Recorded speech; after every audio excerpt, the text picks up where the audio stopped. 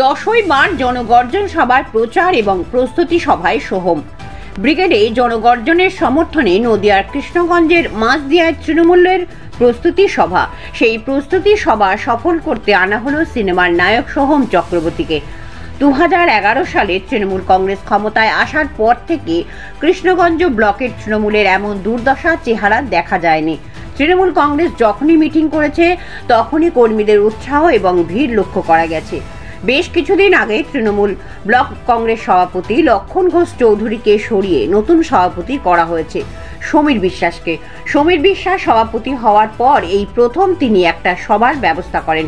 সেই সভাকে সাফল্যমণ্ডিত করার উদ্দেশ্যে তিনি তৃণমূল কংগ্রেসের বিধায়ক সোহম চক্রবর্তীকে নিয়ে আসেন। স্থানীয় বাসিন্দারা ভেবেছিল সোহম চক্রবর্তীকে নিয়ে এসে তৃণমূল কংগ্রেস ব্লক সভাপতি চমক দিতে চলেছে, কিন্তু বাস্তবে দেখা গেল তৃণমূল কংগ্রেসের করুণ অবস্থা। কোনো মাঠে নয়, মাঝদিয়ার ছোট্ট একটা বাস স্ট্যান্ডে সভা করতে হলো সিনেমার আর্টিস্টকে।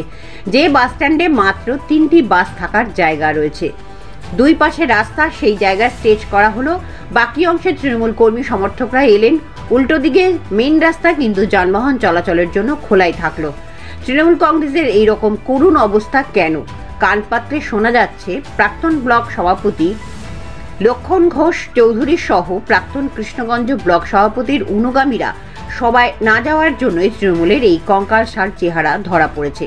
এমনিতেই কৃষ্ণগঞ্জ ব্লক তথা রানাঘাট লোকসভার সাংসদ ও বেশিরভাগ বিধায়ক এখন বিজেপির দখলে।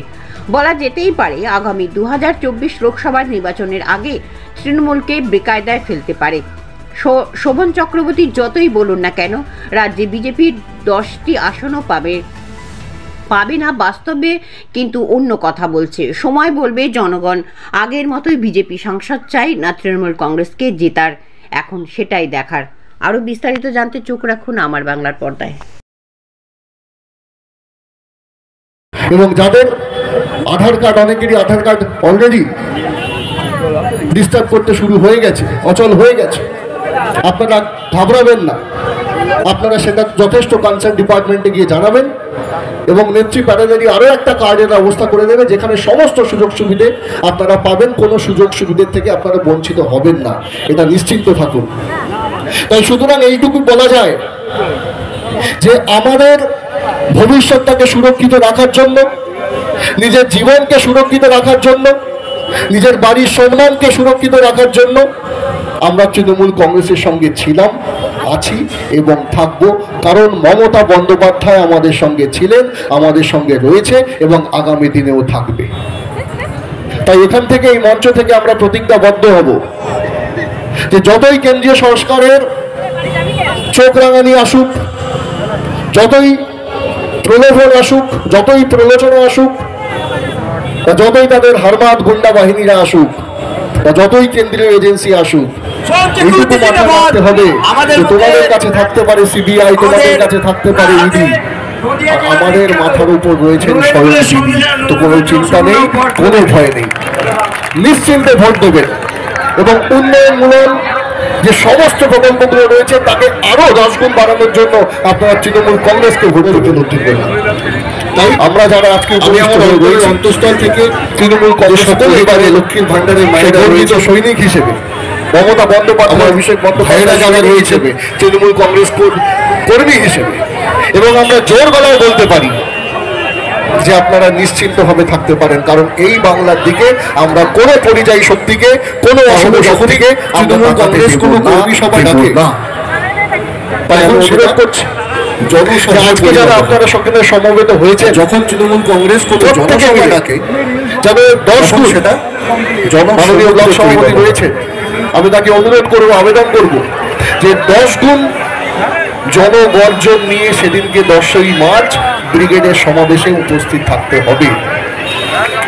এবং যে গর্জন কলকাতার রাজপথ অর্থাৎ সেই ময়দান থেকে উঠবে, সেটা অবশ্যই নিশ্চয়ই আপনাদের সঙ্গে মাটিতে যেন আগামী 10ই মার্চ, এটা আমাদের বিশ্বাস, এটাই আমাদের আস্থা। জয় হিন্দ, জয় বাংলা। আজকে এত কংগ্রেস জিন্দাবাদ, অভিষেক বন্দ্যোপাধ্যায় জিন্দাবাদ, হাহাকারের দিকে অধিনায়িকা মমতা বন্দ্যোপাধ্যায়। এতই যদি তোমার বাংলার মানুষের প্রতি মন কাঁদে, এতই যদি তোমার মনে হয় কি বাংলার মানুষ ভালো নেই, তারা অত্যাচারিত, তারা নিপীড়িত, তারা বঞ্চিত, তাহলে কোথায় আবাস যোজনার টাকাটা ছেড়ে দাও না, তাহলে কোথায় যে বকেয়া টাকাগুলো রয়েছে সেগুলো ছেড়ে দাও না। 100 দিনের যে টাকা বৃষ্টিতে ভিজে আমার যে মায়েরা আমার দাদারা বন্ধুরা যে দিন রাত ধরে কাজ করেছে সেই টাকাটা ছেড়ে দাও না। ভিক্ষা তো চাইছি না, হকের টাকা চাইছি। বিজেপি সরকার পাবে। স্বয়ং মাননীয় প্রধানমন্ত্রী এসে বলে গেলেন যে না, 42টা আসন পেতে হবে। অথচ যে আমাদের রাজ্যের সভাপতি সুকান্ত মজুমদার মহাশয় তিনি বলছেন কিন্তু একবারও না 35টাও হবে না, 42টাও হবে না। তিনি দুটো বলছেন যদি হয় তাহলে একটা বেশি সিট হতে হবে। আমি বলছি যদি আপনারা সুদৃঢ়তার সঙ্গে থাকেন, তাকে ওপরের হাত ধরে থাকেন, 18টা দূরের কথা 10টা সিট ওরা পাবে আপনাদের রায় দিতে হবে। কারণ ওদের অত্যাচার যখন ভোটটা দেবে মনে করবেন ওদের অত্যাচারী মনে করবেন ওদের নিষ্ঠুর মানসিকতা এবং মানবিকতাটা। আর একদিকে মনে করবেন আমাদের জনগণ মন অধিনায়িকা মমতা বন্দ্যোপাধ্যায়ের মুখটা।